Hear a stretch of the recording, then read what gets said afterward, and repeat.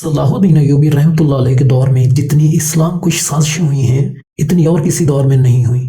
صلیبیوں کو میدان جنگ میں صلاح الدین ایوبی رحمۃ اللہ علیہ کو شکست دینا آسان نظر نہ آیا تو انہوں نے مسلمان امراء اور سالاروں کو ہاتھ میں لینے کے لیے جہاں بے دریغ زر و جواہرات استعمال کیے، وہاں غیر معمولی طور پر حسین اور چالاک عیسائی اور یہودی لڑکیوں کو بھی استعمال کیا۔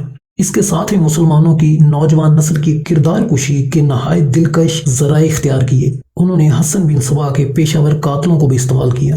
جہاں صلاح الدین ایوبی رحمۃ اللہ علیہ کا جاسوسی نظام بہت منظم تھا، وہاں انہیں مسلمانوں کی صفوں میں چھپے بے ضمیر غداروں سے بھی واسطہ پڑا۔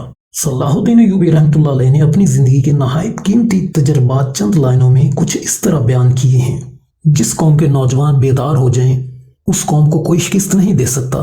حکومت کا نشہ، دولت اور عورت اچھے انسانوں کو اندھا کر دیتے ہیں۔ کافر سے پہلے غدار کو قتل کرنا ضروری ہے۔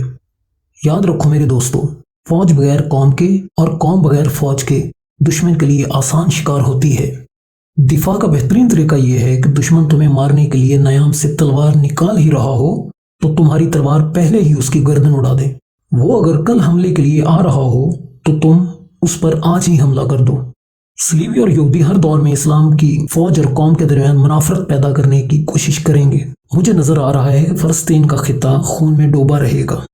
ایک جاسوس دشمن کے پورے لشکر کو شکست دے سکتا ہے اور ایک غدار اپنی پوری قوم کو شکست کی ذلت میں ڈال سکتا ہے۔ باوقار قوم کی طرح زندہ رہنا چاہتے ہو تو اپنی روایات کو نہ بھولو۔ اگر ہم کفر کے طوفان کو نہ روکیں تو ہم مسلمان نہیں بلکہ بے غیرت ہوں گے۔ اور اگر اسلام کا دفاع اس طرح کریں کہ دشمن کے انتظار میں گھر بیٹھے رہیں اور جب وہ حملہ کرے تو اپنے گھر میں ہی اس کے خلاف لڑیں اور پھر یہ فخر بھی کریں کہ ہم نے دشمن کو پسپا کر دیا، تو یہ تمہاری بزدلی کا ثبوت ہوگا۔